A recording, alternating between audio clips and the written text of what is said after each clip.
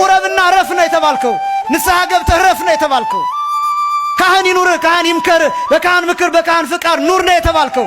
በኃጢአትህ ራስህን አጥፋ አይደለም የተባልከው። በኃጢአትህ ኮብልል አይደለም የተባልከው። በኃጢአትህ አጠፋለሁ አይደለም የተባልከው። ና ነው የተባልከው። ተመለስ ነው የተባልከው። ናና ስጋና ደም ተቀብለህ ነጭ ለብሰህ አምሮብህ ቤትህ ርፍ ብለህ ዋል ነው የተባልከው። ሙሽራ ነህ፣ ሙሽሪት ነሽ። ጌጥ ተሰጥቶሻል። ቀለበት አለሽ፣ ኪዳን አለ፣ ደም አለ፣ ትኩስ ደም፣ ትኩስ ሁልጊዜ ትኩስ የሆነ የማጠብ አቅሙ የማንጻት አቅሙ የማይረሳ የማይዘወልግ የማያንስ የማይደበዝዝ ለዘላለም ትኩስ እንደሆነ ቢኖር በዘመናት የማያረጅ የማይሸት የማይከረፋ ነፍስ የተለየው መለኮት የተዋህደው ስጋና ደም አለህ። ማሰሪያው እሱ ነው፣ መያዣሽ እሱ ነው። በስምሽ የተጠራ ርስት አለሽ። በስምህ የተጠራ ርስት አለህ፣ መንግሥተ ሰማያት የሙሽራይቱ ርስት።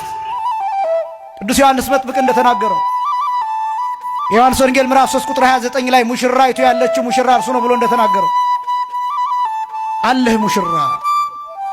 ሙሽራህን አክብረው፣ ሙሽራሽን አክብሪው። በሙሽራችን ላይ አናመንዝር፣ በሙሽራችን ላይ አንማግጥ፣ ሌላ ነገር አንፈልግ። በጣም ትልቁ ችግር እሱ ነው።